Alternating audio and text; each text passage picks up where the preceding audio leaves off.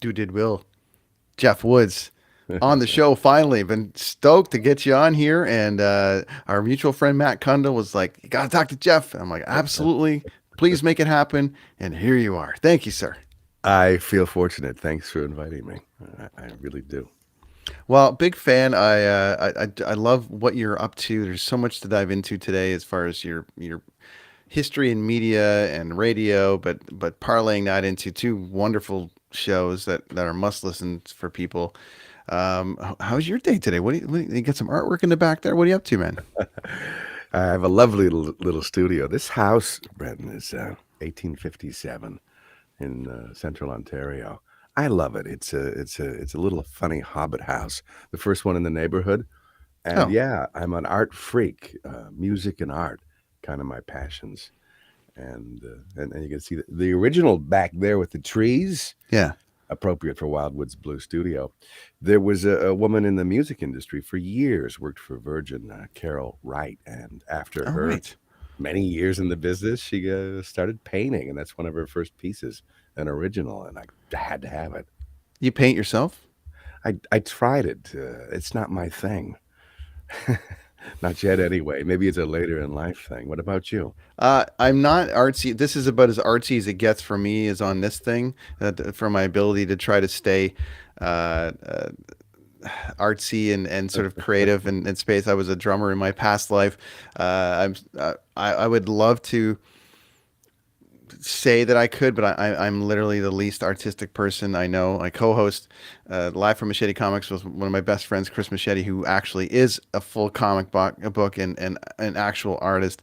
And I'm always envious of his ability to be able to do things like that. So I leave that to the art people and just try to tell stories and pull stories from people because this world of me traveling and running concerts and meeting amazing people lends itself to stories. So that will be my canvas. I understand. That's my thing too, right? I love to write. I have a little drum kit back there too, but Yeah. I'm an amateur. I love to play music, but in terms of being a so-called professional, it is talking in a microphone and writing something that's hopefully compelling to get there. Well, which is why I left the white canvas in the background here as our background. It's sort of painting this our own picture here Well for the done. for the people watching. So, Jeff Woods, fellow Crier Media and Sound Off Network, as I mentioned with our pal Matt Kundle, you do a bunch of different things, but I'll let you dive into it. Jeff Woods, what do you do? I do two main things as it relates to my sort of career. One, it's something that I started in the 80s, and that is talk on the radio, which is now talking as well on a podcast about music, the history of music, the stories behind the songs, the legendary artists, and not just older music, but I talk to new artists too on the Records and Rockstars podcast, which is really three things. If people wonder what's in that thing, it's archived interviews from the 90s, largely in 2000s. There's Pearl Jam in there, and there's Jeff Beck, and there's Pink Floyd and Jimmy Page, and then there's current interviews with Miss Emily recently and Maddie Leon, up and coming and certainly incredible artists in their own right. And then the third thing would be podcasts, versions of the radio shows that I do every week. So those are the sort of the three buckets that I fill, and there's 175 episodes of that podcast. So that's one thing. I know the other thing, a newer thing. There's so many other things which I'll ask you about on the other thing in a second. But Yeah. back to the Rockstars podcast.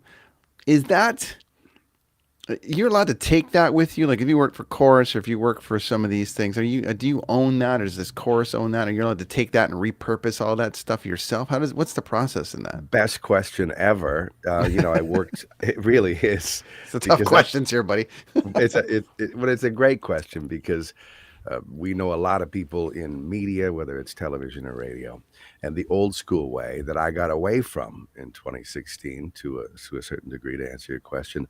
I was working for a corporation for 20 years. Everything I did, they owned. really, Right. other than my name and my face for radio. So when I left the corporation, when we parted ways, I got a little severance. However, they kept all the shows that I did. I did 14 Oh, years of the Legends of Classic Rock. And what they do, and Alan Cross experienced this too when he left for a while, they usually put that stuff on a shelf, never to be dusted off and seen again. You go on your merry way with nothing. So I started a new series called Records and Rock Stars, which is the same show because I mean I created it, I started it, and you can't really. It's just the name they own and the content I did, but it was great practice because the show has become, if I dare so say myself, that it's become a better show because I've had more years to kind of refine it and get better at it. So Records and Rockstars has 7 seasons now, and to answer your question precisely, I own those 7 seasons. So there's 200-hour-long shows, which have been produced, a lot of them into podcast episodes too. So I love that fact. Maybe someone with deep pockets will come along and want to right. invest in those shows. It's interesting because as mentioned in the intro and on this leading into it, I am gonna play 2 episodes from your 2 different shows at the end of this. I think they're just crucial episodes. Thank you. I think they're just important episodes for people to hear. You're going to get this video version will be our chat, but the audio version, friends, which you're used to hearing, say 30 or 40 minutes, is going to be about 2 hours because we're gonna play an episode from Jeff's Rockstars podcast, which I think is really really great about the history of rock and roll, and then also we're going to dive into this wonderful podcast that you have called The Blue Hotel, which, if you don't mind, just kind of diving into a little bit about what the Blue Hotel is, because the episode that I'm going to include in this, my friends, you better not be driving. That's all I'm going to say. I'm really glad you like it. I mean, I love doing it. It was born in the summer of 2022. It was conceptualized then, anyway, conceived of in on paper, and then I started it up in September last year. And the name The Blue Hotel comes, this is a bit of trivia for people, comes from a song, a couple of songs, but one in particular that I was listening to and not really thinking too much about, but I was thinking about the concept of the show. So I went, there it is, and I went online and I listened to it one more time, and I thought those words, I couldn't see the future. I liked the past too much. Story of my life. And I've been going from door to door like I've got something to sell, wandering like a fool through the halls of the Blue Hotel.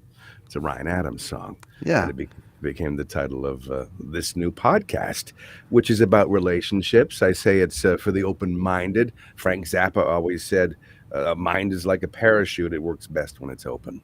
So you have love to that. be. Yeah, is right, Frank. It's for the hungry for knowledge, the pleasure seekers who want a greater understanding and connection and better relationships. It's really a relationship podcast uh, filled with sexuality because let's face it, we're humans are sexual beings, and other than art behind me and music around me, um, pleasure. I'm a pleasure seeker, a bit of a hedonist. I'm I, becoming. I love the fact that there's two points here. There's not a lot of sex podcasts led by men. You get your women podcasts, and it's blowjobs and this and that, and it's like cheat on them and do all these things. There's sort of this sex podcast world of led by women that are like, go to the bar and bang it as many people as you can, and if your boyfriend's a piece of shit, cheat on him and do all these things. And I'm like, great. And there's also a handful of them that are educational, which is I think the most important part of it. But you rarely get the male led one that maybe because dudes are just a little bit duty sometimes, or it's like I can't talk about that. Where you open that floodgate to talk about it and cover a bunch of different things, including this clip I'm going to play here. You had Drex on, a pal that I'm going to have on the show, uh, who calls himself the king of the gays, but you had him on the show to talk about relationships and recognizing people and just acknowledging everyone's sort of journey. And I thought it was a great clip. So I'm just going to play that quickly for you. This is from Blue Hotel. Who's an educator, has come up with the definition of bisexuality. She says, I call myself bisexual because I acknowledge that I have in myself the potential to be attracted romantically and or sexually to people of more than one gender, not necessarily at the same time, not necessarily in the same way, not necessarily to the same degree. My sister's a perfect example of that. Someone who, throughout the course of her life, has had relationships separately with both men and other women, and she loves her life. We've all accepted her as she is. That's an important thing for everyone moving forward. Is always, if you've got a family member who comes out to you as bisexual or as anything, just listen, because we always tend to, well, it could be bad for your career, it could be bad for this, that, or the other. It's like, no, let's not give advice to people. Just how about we just listen to what people need to say? Isn't Wonderful. he great? Yeah, Drex from radio morning show radio in Vancouver, as you know, a hell of a nice man. Wonderful, and this is what you're going to find on Blue Hotel, which is it just covers a lot of different things. I want to play one more clip off of this, which your recent episode, which I thought was really really great.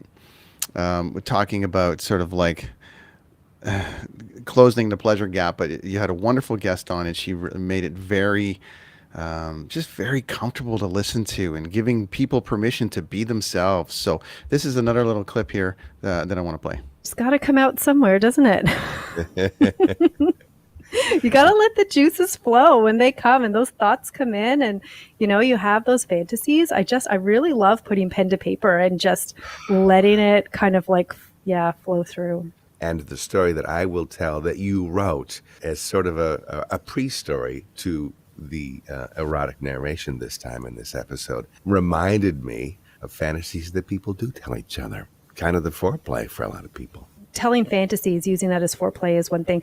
Writing erotica is pretty juicy. Reading erotica is one of, I think one of the coolest ways for couples to try something new. If you're not really into, watching porn together, or maybe you're afraid to share your fantasies with your partner, find somebody else's erotic writing and start reading it to one another. Take turns, role play. If there's like a, It's really great. Like she's just diving into that world of giving permission to be yourself and open up. And these kind of conversations, I don't think people are used to listening to by a male hosted sex show. So kudos on you for doing it, Well, buddy. It's really thank great. you.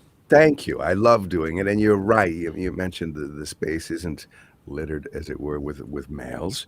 There are some, and I've had a couple on the series. Rainier Wild out of the U.S. is brilliant. He's on Instagram, and he's got the most wisdom I've ever heard come from a man as it relates to relationships. The space is largely females. Jay Shetty's another one I haven't had on the Yeah, show. He's big, but there's a lot of women though that are doing it well. That was Serena Haynes from Halifax. Emily wonderful. Haynes. Emily Haynes is another one that I really want to have on the show because not only is she great with relationships, man, but she's fantastic about diving in unapologetically into sex and sexuality, which is something we all want to dig into a little more. You've also, I'd like to point out for the record too that you've also got the perfect voice for that show, which is great. Anyone's gonna listen. You got the perfect voice. I mean, that's you don't want a guy on there going like this and being like, "Hey, tell me about this." Like it's just it easy and nice. And actually, I'm gonna invite you back onto this show for a part of this of Do Did Will that I do on Sundays called Sunday Night Story Time, which ultimately is a bedtime story for people to calm down. Love And that. the compression's up a little bit, and we kind of lean in a little bit, on it. And you're perfect for it. You've also the only guy that I know that sounds exactly like he looks. Like when I hear you on the radio, and then I see you, and I'm like, of course. I I, mean, I'm of re- course. I'm glad that it matches up. The years ago, somebody met me, at a trade show or something, and they said, "I thought you would be 275 pounds and black," and I had no answer. I thought, okay. Jeff, Journey. So you've been through a bunch of different changes and over radio. I'm an Ontario guy. I heard you on radio out there for years. I'm out in Vancouver now. Heard you out here. Uh, Lachlan, Dean, all the people from our network, Matt, that had you know radio in and out of radio over various times. Media landscape has changed. So I do want to get into the did. So how did you do it and get to this point with the two pods where you're at now? It's a good question. As I mentioned, I mean, 2016 parted ways with, I guess it was 2015 actually, parted ways with the corporation with whom I worked for 20 years and had a lot of great work to do there running Q107 Toronto, CFOX in Vancouver, Rock 101 in Vancouver. And you know, I've had 7 or 8 stations over the years that I was privileged to be a part of with a lot of great people. Some of them you've mentioned. But you know, everything great comes to an end, and the more you make, the closer you get to the exit. And I think that one day somebody in the bean counting office actually looked on a spreadsheet and saw, how are we paying him that much? So Right. I was doing pretty well, and I knew eventually it was going to be over. So in fact, I got my walking papers, but it was wonderful. You know, the silver lining was that it was an impetus for me to get into podcasting and to get to do a radio show that I could actually own. So I'm really glad that it happened. At first, it's a bit shocking when you lose the job after 20 years. And then you realize it was the best thing that ever happened to you. So started the podcast, Records and Rockstars, at my little studio in Toronto. And, you know, people would come by. Everybody came by. The band Mother dropped by. And Rick Emmett from Triumph dropped by. And Susie McNeil. And artist after artist after artist. The guys from Finger 11. And they all dropped by to talk to me, and they'd bring their guitars and they'd play. And suddenly I had a podcast, and I got a little bit better at it week by week. And you know, now we're up to a couple hundred episodes. And then, to your point, I thought if I can do that all right, I can exercise the other muscle, as it were, and do the Blue Hotel podcast. So that's how it came to be. The changes in media and into the podcast side of it. I listen to Dean and Lachlan talk about it all the time about, radio's dead and this is the new format and all the rest of it. And obviously Lachlan's still got a job in radio. We have lots of probably mutual friends that are still in radio. So Drex obviously still there. And I think listening to even Drex this morning again, I'm like, they give him a lot of rope, which is great because there's not a lot of rope given to like anybody else, especially the afternoon shows and some of these things where people, they have you seen this movie? Great. Tune in 5 minutes and I'll talk about it for 30 seconds. It just doesn't, it's gone. And this format for me is where it's at completely. It's where all the best content's coming from. Kudos to anybody that's in it. And I think Lachlan gets a lot of rope. I think my friend Casey Joe out here gets a little bit of rope, but not a lot of rope is given. So this switch over to this format in the podcast side, were you reluctant from it because everyone's got a podcast? I know Dean has mentioned to a handful of people that have lost their gigs over the last year or so in radio about getting into it. And there's always a reluctance of like, it's almost like the bastard child of the media industry, right? Because everyone's got one, but where do you stand on it? And were you reluctant at all on that side? Well, a couple of things, a brief background, and I haven't really ever talked about this in a podcast before, but 2005, I remember it like it was yesterday. I'm living in Vancouver. I'm running CFOX. I'd hired Dunner to be the program director. I'm overseeing that. I'm running Rock 101. And my wife at the time comes to me and says, I want to get out of here. I want to go back to Toronto. And I loved Vancouver and I loved my job. And so I called the president, of course, at the time, the president of radio, John Hayes, who was a really forward-thinking dude from New York City. And I said, John, I know it's only been a year and a half. I think I've made some positive change here.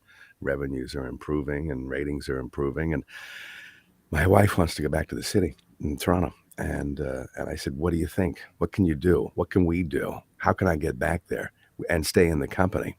And he said, I've got something on the go. I can't tell you what it is. In fact, no one knows what it is. Give me, I think he said, give me 90 days. I think he was that deep into it. Sure enough, 90 days later, John Hayes calls me back and says, I'm starting up a division for new media within chorus radio. And I'd like you to come back to Toronto and be the director of content. And so that led me to things like streaming and, a precursor really to Spotify. And that led me to things like podcasting. It led me to blogs too. There were no blogs then. No. So I got into this space with great enthusiasm. And so I was better prepared when the traditional radio gig ended to commit to something that was a little more modern. And so podcasting for me, here's the thing, and you know this, while there's this many podcasts started, the ones that actually continue past 5 episodes are this many. People give up. And why they give up is it's hard to gain so-called traction. It's hard to get a ton of downloads. There's only so many Joe Rogans of the world that have millions of listeners for Yeah. various reasons because he had a head start. He was on television. Yeah. But for the rest of us, it's a commitment over time. It's the long race, right? And I'm committed to the long race with my podcasts. And you see increases. The episode that I think that you pointed out, part 5 of the 5-parter on the evolution of rock, I saw it was charting in Switzerland today. What business do I have charting in Switzerland? But I stick with it. Stick with it, and it'll happen.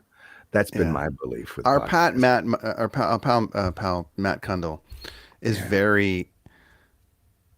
is so smart about what's necessary and what's not necessary. It's all about the content.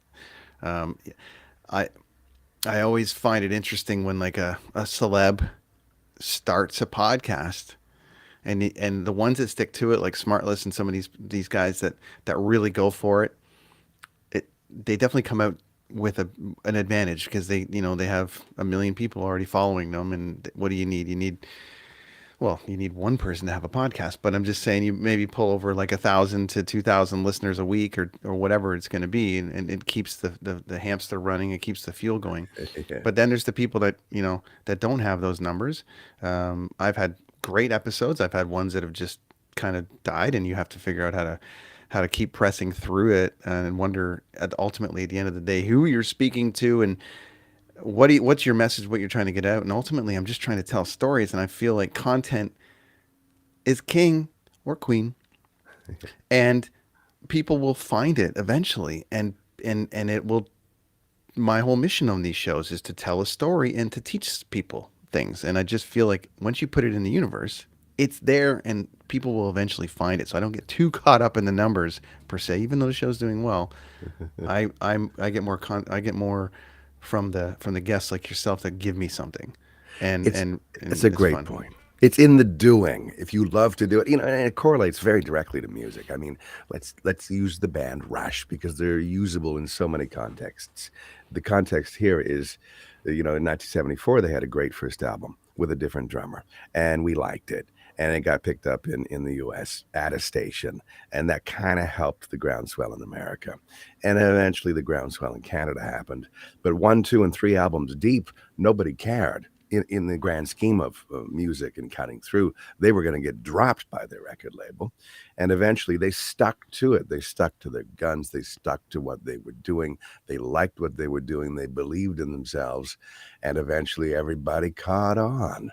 So it's really in the doing and being persistent and not giving up and knowing that what you're doing at least matters to you. And if it matters to you, unless you're completely off track, it's going to hopefully matter to somebody else. So I'm sticking with it. People waste time on a lot of stupid shit that doesn't get them anywhere. Like And some of it works, some of it there's works, flukes, but you know what I mean?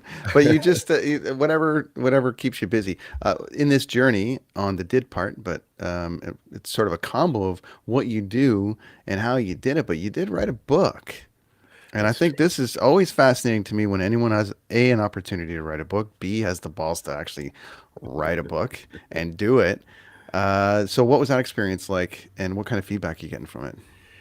it was a wonderful experience. It's usually somebody, it's a retrospective of my life, and it's usually something you do in the latter days of your life. And I did it in my early 50s.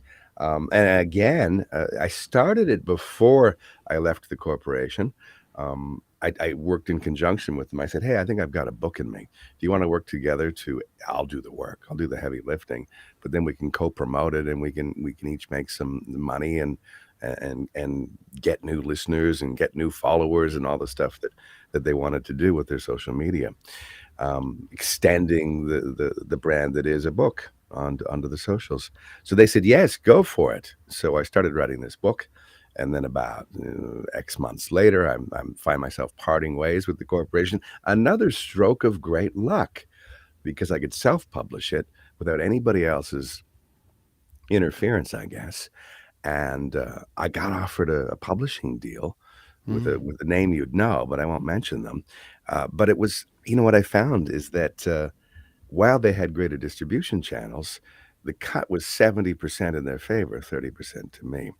And I'm a bit stubborn. If I'd crunched the numbers, I might have come out a bit better financially doing it their way. But I really wanted to learn how to do it on my own. So I learned how to publish a book and went through all the steps, learned how to do it and got my own printer, got my own editor, and put it out. I did my own photo shoot with Matt Barnes, and put out this book of 400 pages, which is really, Brent, it's really alternating between my interviews with rock stars over the years, which the company gave me permission to use, which was great. Amazing. There's about 30 of them. And then you get a chapter with that, and then you get a chapter of my life story in media, in the record label business, in the radio business, in the record retail business, and really a lot of romance, a lot of relationships that went, you know, Like life. like Which life. one did you prefer the most? And In you're terms in of it. writing, yeah. Well, the journey, because if anyone's has listened to this show before and they understand that I'm a big proponent of like the top of one level is the bottom of the next. I did a series on making it on the past show with Brent on tour, which was like everyone's version of making it and how it's changed. Rock stars that have sold millions of records and sold stadiums out, but still haven't done one thing or their version of making it. So, of those journeys that you went on, what was your favorite part of it? I, it's a tough one. Having a record store and starting that from scratch was so fun. I was living that world. What's the film with? What's the film with? John Cusack? Yeah, what was that called? Oh, it's yeah. Right? I'll get back to you on that. I'll try to Yeah. research it here. Yeah, So the it was John great. Cusack film where Yeah. he's running a record store. That was my life in the late '80s. Did it in Toronto. It was wonderful. That wasn't the favorite though. Radio. I keep coming back to radio, so maybe that's the favorite by virtue of the fact that I've been in it the longest. But working on a record label, that was really fun. Being able to drive artists around, get inside their heads, help them, take them to shows, take them to dinner, do the backstage with them. That was really fun too.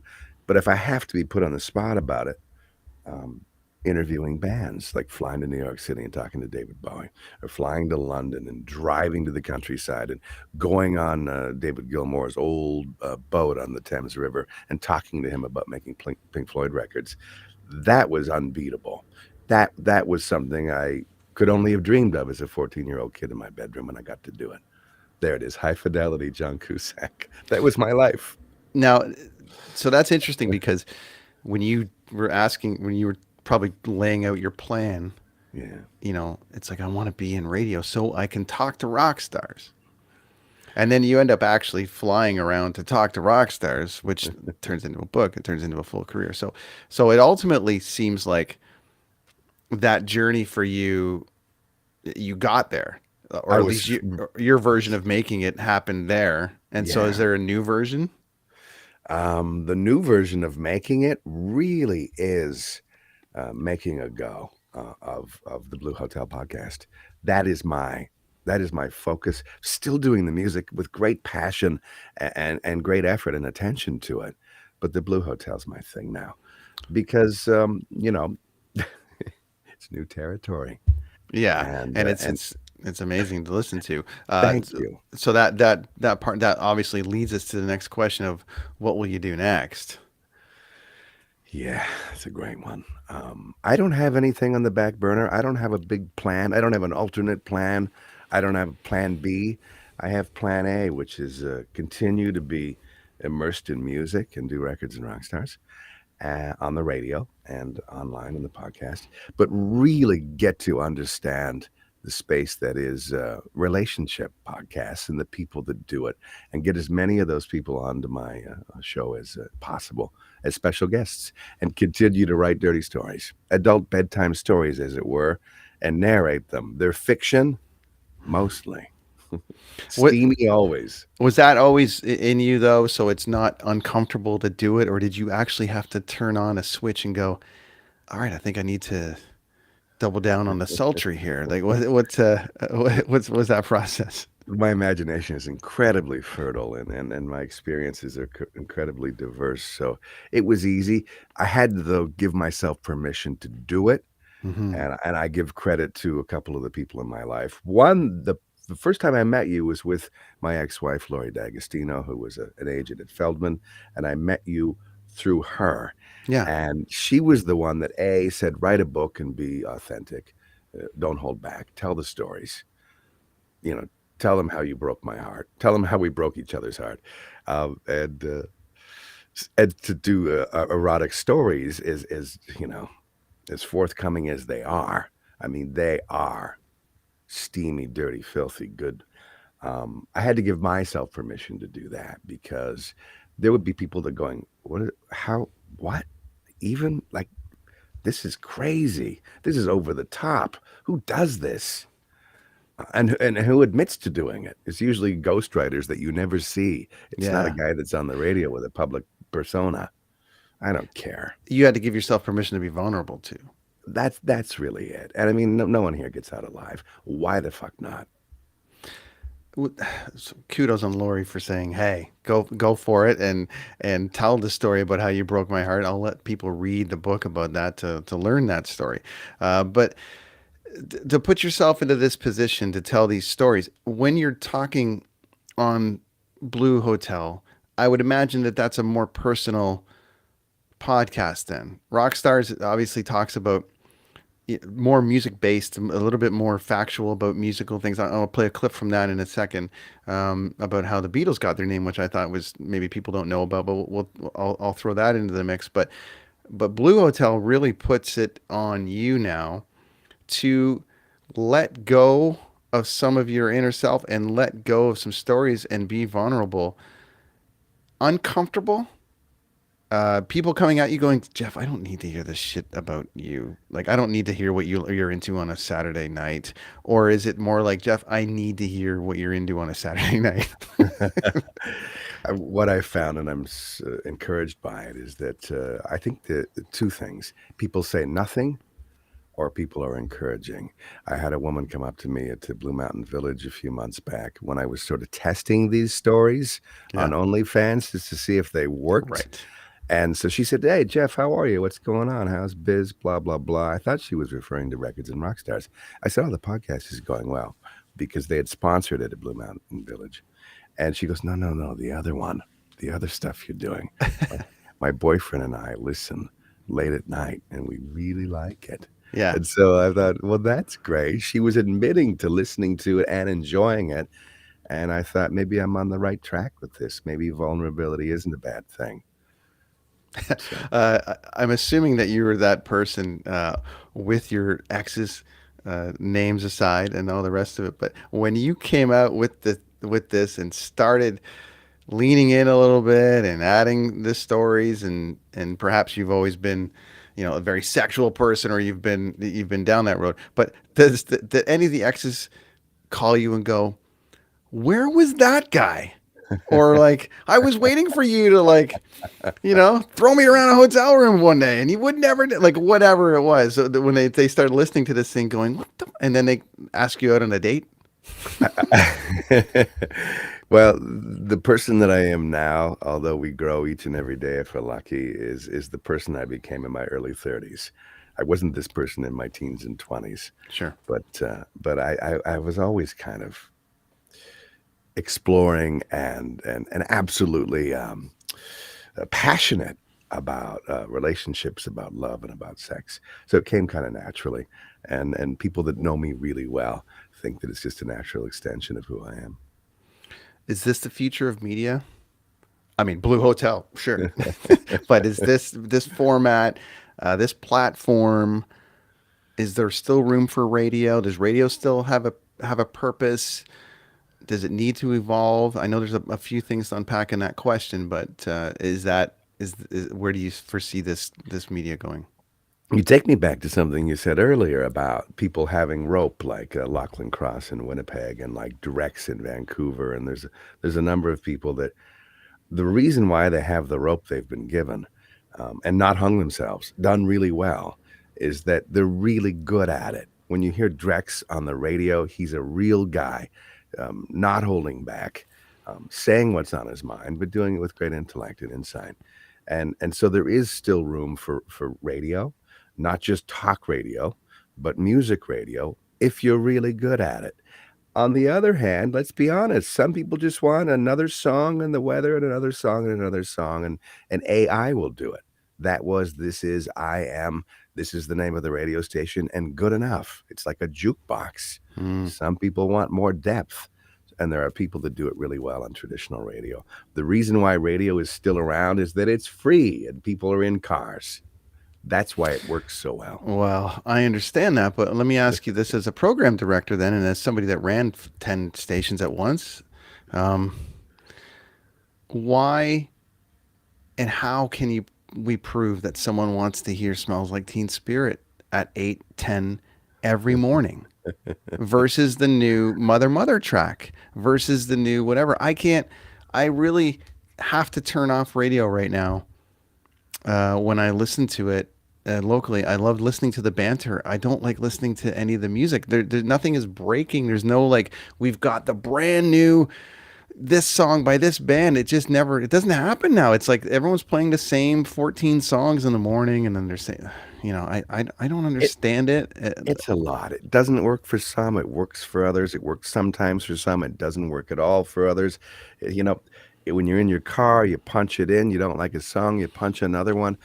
There's a place for it still. And as long as it does well enough to attract sponsors and pay to keep the lights on and pay to keep the people in the chair doing their thing, it will exist.